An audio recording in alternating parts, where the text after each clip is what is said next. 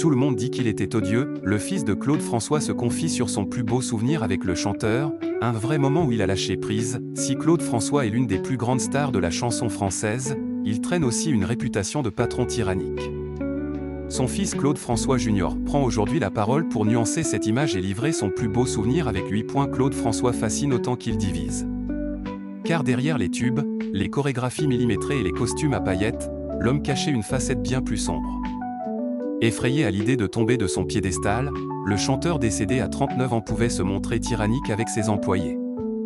C'est ce qu'avait révélé Sylvie Mathurin, ex-habilleuse de Clo-Clo, qui avait même dévoilé les notes de service que le chanteur laissait à ses équipes pour exprimer son mécontentement. « Je ne veux plus une seule paire de chaussures personnelles ou encore une paire de chaussures de scène sans forme de chaussures. J'en ai marre. » Est-ce clair? Pouvait-on lire dans l'une d'elles. Une exigence qui tournait parfois à la menace: si je vois une chaussure où il manque une forme, je te tue et je te vide. Mais si certains témoignages dressent un portrait peu reluisant du chanteur, son fils aîné Claude François Jr. refuse de le réduire à cela. Dans une interview accordée à Télé Loisirs, le grand frère de Marc, qui a un temps été caché au public, a tenu à rétablir quelques vérités. Selon lui, si l'interprète de Belle était si tyrannique que certains le prétendent, ses équipes ne seraient pas restées à ses côtés. Tout le monde dit qu'il était odieux, qu'il parlait mal, etc. La troupe se réunit une fois par an, voire plus.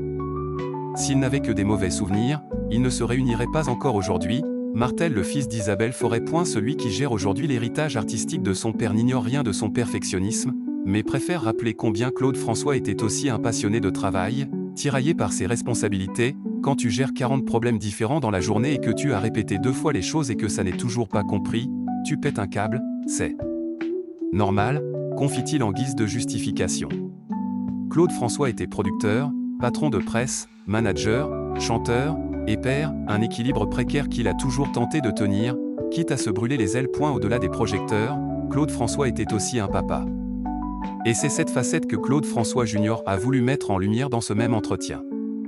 Lorsqu'on lui demande quel est son plus beau souvenir avec son père, il cite sans hésiter une semaine de vacances en Finlande. Une parenthèse enchantée, loin du tumulte du show business, une semaine de vacances en Finlande où personne ne le connaît, où il a les cheveux décoiffés, où on va voir des matchs de foot, où on est à 3 sur une barque à pêcher, à faire du sauna. Ça, ce sont des vrais moments où il a lâché prise, se souvient-il avec émotion. Il est en sabot avec des t-shirts, ajoute-t-il, peignant une image inédite et apaisée de son père. Mais ces moments de calme étaient rares. Quand on le rejoignait sur les tournées, on avait nos moments, mais il y avait toujours un problème qui le rattrapait.